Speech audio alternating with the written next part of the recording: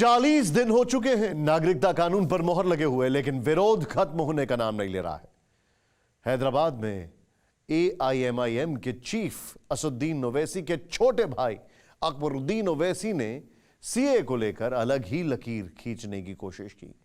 कानून की मुखालफत करते हुए जूनियर ओवैसी 8 सदी पहले की मुगलिया तारीख तक पहुंच गए। यूं तो अकबरुद्दीन ओवैसी और विवादित बयान कोई नई बात नहीं है, लेकिन अकबरुद्दीन ने हैदराबाद की तकरीर में कई आपत्तिजनक बातें कहीं जो वो पहले भी करते रहे हैं। सवाल यह है कि क्या वोट के लिए देश की संसद से पास कानून पर इस तरह से सवाल उठाना ठीक है? इस तरह की बातों से ओवैसी मुसलमानों के जज्बातों को भड़काते नहीं है तो फिर क्या करते हैं? सवाल यह भी है कि खुलेआम देश के कानून को चुनौती देने के पीछे का मकसद क्या है? अगर हमसे टकराओगे, डरने या घबराने की जरूरत नहीं है, हमको परेशान होने की जरूरत नहीं है। मुझसे सबूत मांगने वाले देख लें, ताजमहल आज भी खड़ा है, मेरे आबा अजदाद ने बनाया। देखने वालों देख लो, कुतुब मीनार की बुलंदी चीख कर कह रही है कि ये मुल्क मेरा था, मेरा। नागरिकता की लड़ाई मुगलों तक क्यों आई? तू मेरे कागज देखना चाहता है? अरे 800 बरस तक मैंने इस मुल्क पे हुक्मरानी और जाबाजी की है। जूनियर ओवैसी को बाप दादा क्यों याद आए? मेरा बाप हिंदुस्तान का, मेरा दादा हिंदुस्तान का, मेरा परदादा हिंदुस्तान का, मेरा सगरदादा हिंदुस्तान का, मेरे दादा का दादा हिंदुस्तान का, मेरे परदादा का परदादा हिंदुस्तान का। मोदी, मुसलमान और ओवैसी खानदान की जुबान। मदरसे से आला मुस्तमीन किसी को छेड़ती नहीं है, लेकिन अगर छेड़ेंगे तो किसी को छोड़ने का। चीखते हैं, तो हिंदुस्तान की चिल्लाते हैं, उकसाते हैं, भड़काते हैं, खुलेआम धमकी देते हैं। वो असद ओवैसी था जब उसने ऐवान पार्लियामेंट में फाड़ा है, अभी अकबर ओवैसी की बारी है। आप गलत हैं अगर इसे सियासत समझते हैं। कानून के नाम पर खुलेआम कानून को चुनौती। हम नहीं है, हम खिलाफ है तो इसलिए है कि ये कानून दस्तूर के खिलाफ। इत्मीनान से इन अल्फाजों को सुनिए, जुबान से निकलते लफ्जों और लहजे को समझिए और अंदाजा लगाइए कि देश की सबसे बड़ी पंचायत से बने कानून के नाम पर कौम के जज्बातों को भड़काना क्या सियासत हो सकती है? एहतजाज जारी है और जब ये एहतजाज में अगर कमी आएगी तो अकबरुद्दीन ओवैसी अपनी शोरा बयानी को लेकर आ जाएगा और थके हुए जिस्मों में एक नई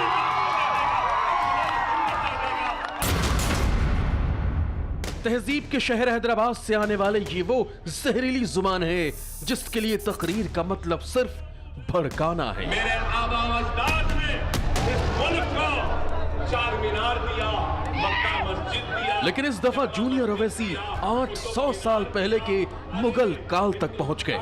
लिहाजा जरा कान लगाकर सुनिएगा। है वो भी मेरे आबा अजदाद ने दिया है। डरने या घबराने की जरूरत नहीं है, हमको परेशान होने की जरूरत नहीं है, हमको इनके बातों में आने की जरूरत नहीं है। अरे आज लोग जो पूछ रहे हैं कि मुसलमान के पास क्या है, मैं कहना चाहता हूं, तू मेरे कागज देखना चाहता है? अरे 800 बरस तक मैंने इस मुल्क पे हुक्मरानी और जाबाजी की है। ये मुल्क मेरा था, मेरा है, मेरा है। इस मुल्क के चप्पे चप्पे पर मेरे अजमत की निशानियां मौजूद हैं। मेरे आबा अजदाद ने इस मुल्क को चार मीनार दिया, मक्का मस्जिद दिया, जामा मस्जिद दिया, कुतुब मीनार दिया। अरे हिंदुस्तान का वजीर आजम जिस लाल किले पर झंडा चढ़ाता है वो भी मेरे आबा अजदाद ने दिया है।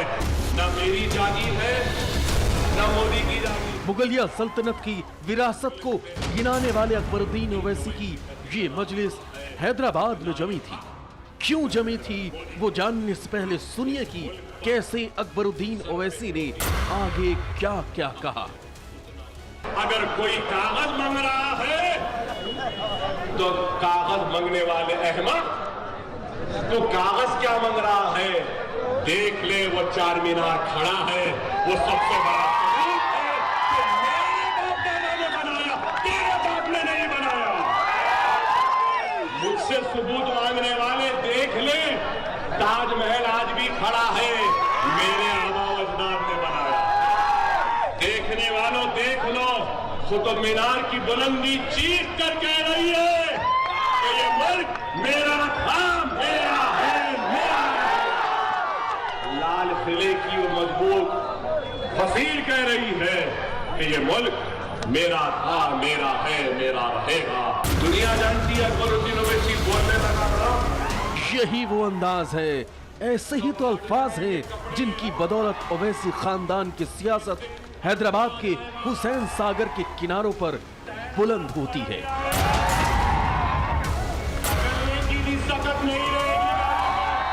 अपनी जुबान से निकलने वाले अल्फाजों को जब भी ओवैसी कौम के जज्बातों की चाशनी में डुबोते रहे हैं, सियासत में तब मिठास की जगह कड़वाहट ही फैलती रही है। हैदराबादी भाईजानों की सियासत से पूरा हिंदुस्तान वाकिफ है, लेकिन इस बार छोटे ओवैसी ने 800 साल पुरानी मुगलिया तारीख के बहाने भड़काने की कोशिश की है। इसलिए यह जानना भी बेहद जरूरी है कि आखिरकार अकबरुद्दीन ओवैसी को 800 साल पहले हिंदुस्तान पर आक्रमण करने वालों का इतिहास क्यों याद आने लगा। क्यों अकबरुद्दीन ओवैसी चार मीनार से लेकर लाल किले तक की बुनियाद को याद दिलाने लगे। अकबरुद्दीन ओवैसी तभी कूचे से उतरते हैं जब चुनाव होते हैं। तेलंगाना में नगर निगम चुनाव हो रहे हैं और ओवैसी खानदान हैदराबाद के दायरों से निकलने को बेताब है। खींचेंगे ना। कुल 3052 वार्ड्स के लिए वोटिंग हो चुकी है। ओवैसी की पार्टी 276 वार्डों पर चुनाव लड़ रही है। AIMIM यानी ऑल इंडिया मजलिसे इत्तेहादुल मुस्लिमीन जिन सीटों पर चुनावी मैदान में है, उनमें से ज्यादातर निजामाबाद और हैदराबाद की हैं। इसी वास्ते अकबरुद्दीन ओवैसी का यह मजमा हैदराबाद में जमा था।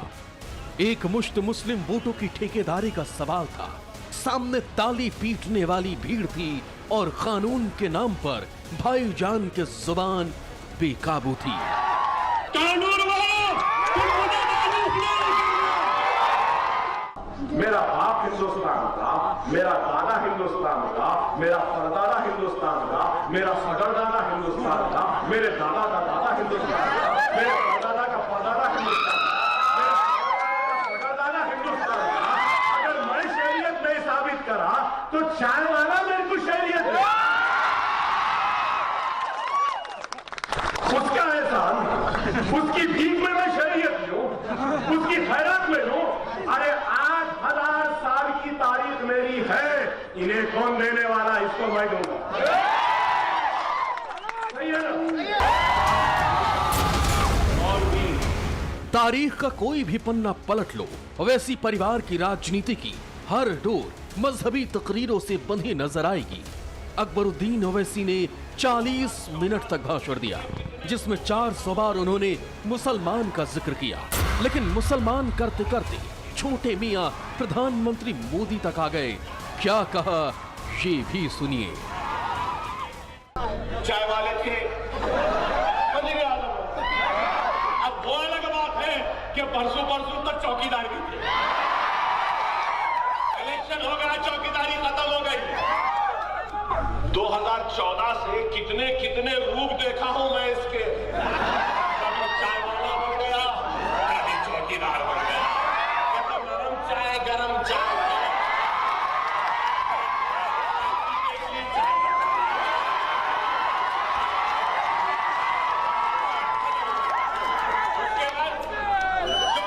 उसके बाद चौकीदार चाय वाला खत्म हुआ, चौकीदारी खत्म हुई। चेन्नई को मैं दोनों गए थे, मोदी साहब माँ में क्या देखा? चाय वाला खत्म हुआ, चौकीदार खत्म हुआ, थैला दाल लेके गया।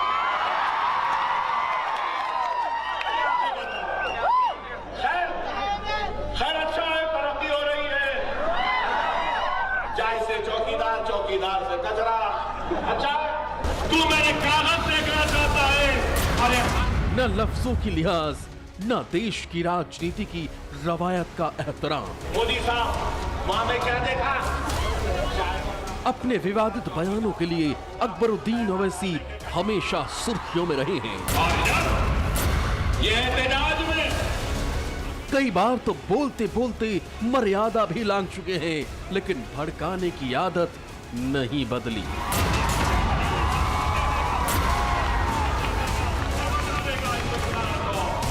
वो असद ओवैसी था जब उसने ऐवान पार्लियामेंट में फाड़ा है। अभी अकबर ओवैसी की बारी है। लगता है ऐसा है कि जब तक ऐसे भाषण न दें तो इनका लगता है हाजमा ठीक नहीं रहता है। 2 दशक का तजुर्बा हो चुका है अकबरुद्दीन ओवैसी को सियासत में।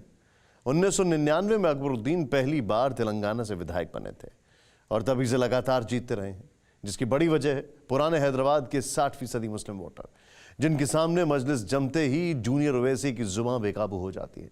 आखिर ओवैसी भाईजान इतना क्यों भड़काते हैं?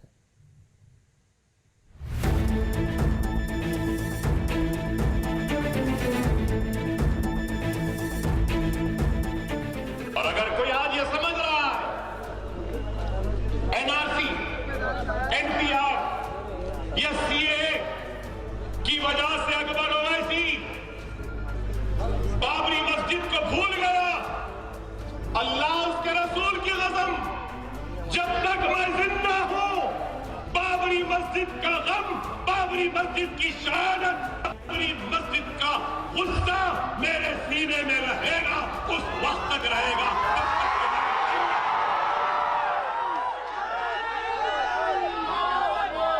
हम बाबरी मस्जिद को नहीं भूलेंगे।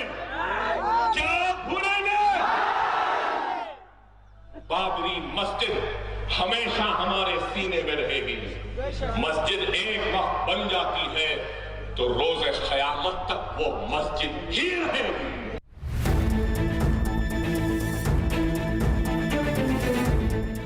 जिक्र नागरिकता कानून का था, सवाल हैदराबादी मुसलमानों के वोट का था, लिहाजा नागरिकता से घूमकर अकबरुद्दीन उसी मुद्दे पर आ गए जिसकी डोर दारुसलाम में ओवैसी खानदान की सियासी विरासत से जुड़ी है।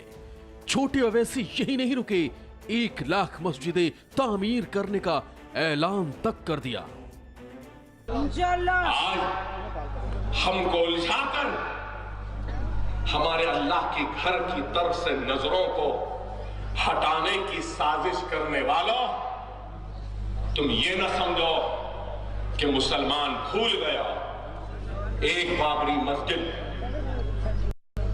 हुकूमत अदलिया के फैसले के बाद हमारी नहीं रही। हम अदालत के फैसले का एहतराम करते हैं, लेकिन अकबरुद्दीन ओवैसी तय करता है कि मौजूदा जितने भी मसाजिद हैं, हम उन मसाजिदों को आबाद करेंगे, जो वीरान है उनको आबाद करेंगे। और अल्लाह ने चाहा तो जब तक हयात है, एक मस्जिद गई कोई बात नहीं, हम 1 लाख और मसाजिद करेंगे। अकबरुद्दीन के जहन में कितना जहर भरा है, उनकी तकरीरों से अंदाजा लगाया जा सकता है। वैसे जनाब इन्हीं भड़काऊ भाषणों की बदौलत हवालात की हवा भी खा चुके हैं। जानना चाहते हैं कौन सी तकरीर थी, तो सुनिए। हम 25 कौड़ है ना, तुम 100 कौड़ है ना, ठीक है। तुम तो हमारे से इतने ज्यादा है, 15 मिनट के लिए पुलिस को हटा लो, बता लेंगे किसमें हिम्मत है, कौन ताकतवर है। 6 साल पहले दिए इस बयान को लेकर अकबरुद्दीन 38 दिन जेल में रहे थे। लेकिन छोटे ओवैसी नहीं सुधरे। 38 दिन जेल में रहने को लेकर अकबरुद्दीन ने क्या कहा, सुनिए। 40 दिन क्या 40 साल तुम जेल में रख लो, तब तक